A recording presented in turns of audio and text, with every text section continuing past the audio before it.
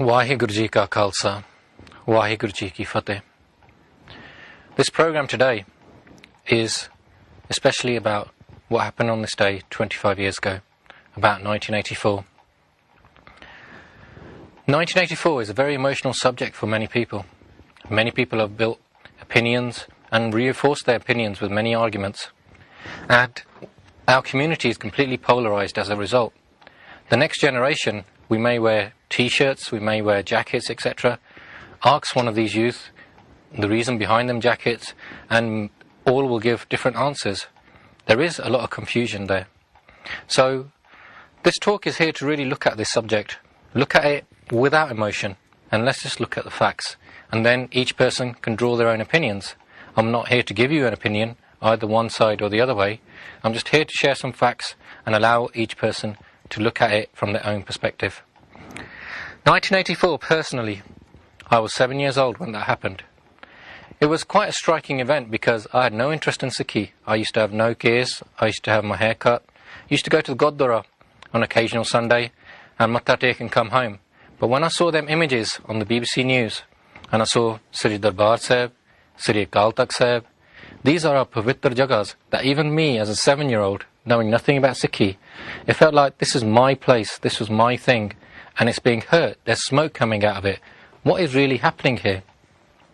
I remember a few weeks, possibly I think it was a few weeks later, that there was a march in London, and I went to that march, and elder people used to come up to me, and they used to, me and other young boys who were just standing there, and they gave us these banners, and on these banners there was pictures of Baba Janel Singh Bhindranwale.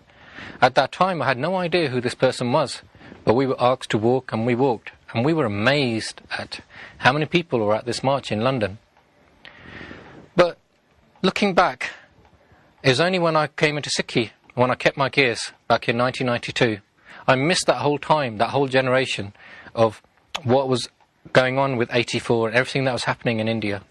And I had no interest in it, as while coming into Sikhi, my interest was purely around spirituality.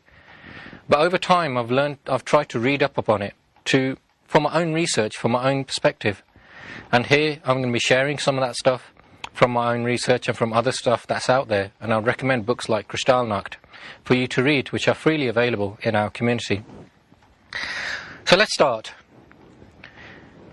The first step to liquidating a people is to erase its memory, destroy its books, its culture, its history, and then have somebody write new books, manufacture a new culture, invent a new history. Before long, that nation will forget what it is and what it was. The struggle of man against power is a struggle of memory against forgetting. I thought this is quite an important quote, and this is used often in books. Throughout the history of every culture and every religion, people have been doing it, destroying its books, reinventing it according to their own perspectives, according to their own agendas. For Sikhs, this has happened under the Mughals, it happened under the British, and it's also happened currently. It's happening under this current Brahmanistic regime that we have been facing since 1947. So really, let's look at this. Today, we're going to talk about it stage by stage. First, I'm going to mention the background, because the events of 84 did not just happen. There was a long time, a long peaceful movement behind that, a lot of frustration that led up to it. And it's really important to put it in perspective about all the patience that people who were asking for these fundamental rights, the patience that they had. Then we will look at demonization of certain figures, especially Baba Janel Singh Bhindranwale. We will talk then about what actually happened in Operation Blue Star from a purely independent perspective. And lastly, its effects on the Sikh psyche. The background, pre-independence. 1849 is a very important year in Sikh history. That was really the time when Sikhs lost their freedom. Regardless of what our opinions on Maharaja Ranjit Singh and his Raj, the reality is that Sikhs were free during that period. In 1849, the British occupation and annexation of Punjab. And it was only later, 1900 to 1910, that he had movements such as the Gaddar movement, with people like Baba Basakha Singh, Bhai Sabrantir Singh, etc. They started a movement for self-rule for Sikhs and Indians in general. That was crushed, and many of them went to prison for lengthy periods. Then we move on to 1919. the massacre of Sikhs in Jallianwala Bagh in Amritsar. Again, a very pivotal moment in Indian independence history. Between 1920 and 1925, we had a mass civil action by Sikhs. This was led by Baba Kharak Singh and is for religious and cultural rights. Essentially, the pivotal point of it was to free all the Gurdwaras, and it was the first successful movement under a British occupation. This movement was so successful that Sikhs were the first people that had freedom in their Gurdwara. The keys were handed straight over to Baba Kharak Singh. Mahatma Gandhi looked at this and he reflected on it, that how can Sikhs be so successful and everything else that is happening around India be so unsuccessful? Mysteriously, Baba Kharak Singh, suspiciously I would say, was put into prison, and at that time Mahatma Gandhi said that this movement of civil agitation, I am now running this movement and we will peacefully progress towards Indian independence.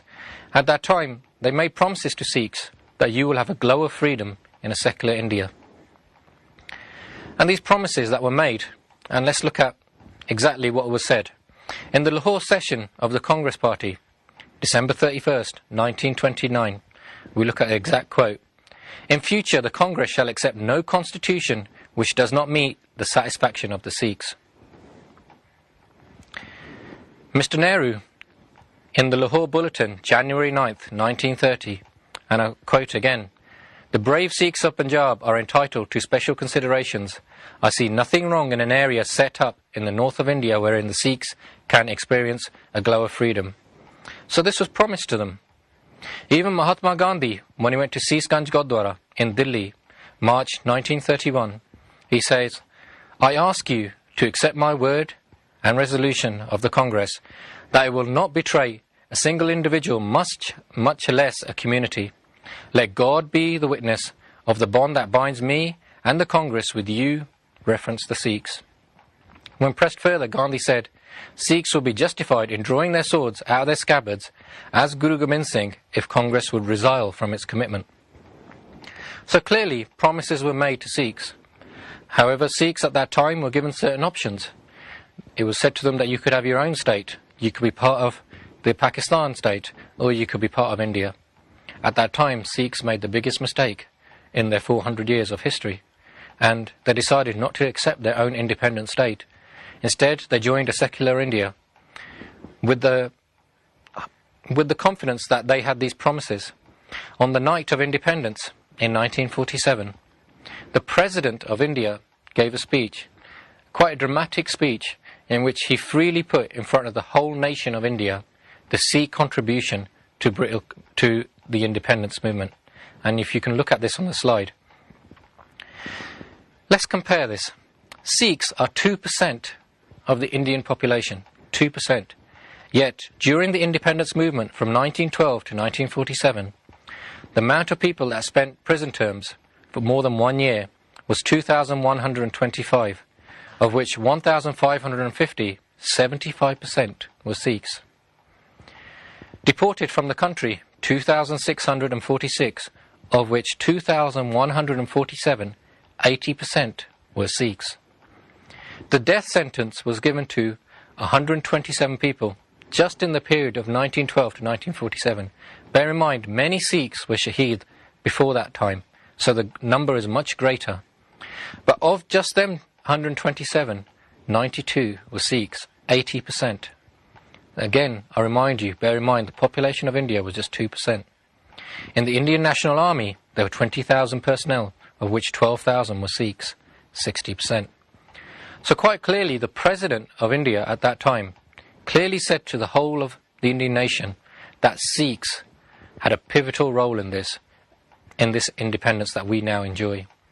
It's quite amazing that he said that on that night, and we look at throughout what's happening in the media over the generations, even what's happened in films, in Bollywood, etc. Rarely is this key fact mentioned. And you ask many people living in India, they have no idea of this, including Sikhs. So at that time, by accepting the secular nation of India, Sikhs, with confidence, thought that we can be part of this and we can live with freedom.